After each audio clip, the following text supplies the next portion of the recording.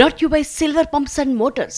Top quality और consistent performance के लिए सिर्फ सिल्वर पंप्स नाम याद रखना. కాంగ్రెస్ ప్రభుత్వం చేతగానితనం వల్ల తెలంగాణలో ప్రాజెక్టులు కుంటుపడుతున్నాయన్న హరీష్ రావు వ్యాఖ్యలకు సీఎం రేవంత్ రెడ్డి బదులిచ్చారు.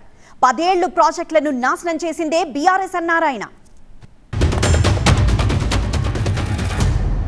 మీరు వచ్చి 15 నెలలు అయింది, అనుమతులు తేలే కదా. ఆల్రెడీ మేము ప్రాసెస్లో పెట్టి చివరి దశలో ఉన్నటువంటి ప్రాజెక్టులకు అనుమతులు తేవాల్సింది పోయి డిపిఆర్లన్నీ వాపసు వస్తూ ఉన్నాయి. ఇలా పాలమూరు ఎత్తిపోతల పథకం డిపిఆర్ రిటర్న్ వచ్చింది, వార్దా ఎత్తిపోతల పథకం డిపిఆర్ రిటర్న్ వచ్చింది, కాళేశ్వరం 3rd TMCకి సంబంధించిన డిపిఆర్ వెనక్కి వచ్చింది, సీతమ్మ సాగర్కు అన్ని అనుమతులు తెచ్చినాం. ఆ టీఏసీలో మొన్న క్లియరెన్స్ వస్తే అయిపోయేది, లాస్ట్ అనుమతి అది. 14-15 అనుమతులు వచ్చిన తర్వాత చిట్ట చివరి అనుమతి టీఏసీ. ఆ టీఏసీలో మొన్న డెఫర్ అయిపోయి అది కూడా పక్కకు పడ్డది. సమ్మక్క సాగర్ డిపిఆర్ అది కూడా ఢిల్లీలో 15 నెలలైనా ఒక అంగుళం కూడా కదలలేదు.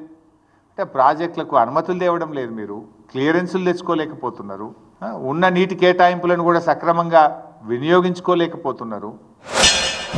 5 ఏళ్ళు హరీష్ రావు సాగునీటి పారుదల శాఖ మంత్రి, 5 ఏళ్ళు చంద్రశేఖరరావు గారు సాగునీటి పారుదల శాఖ మంత్రి.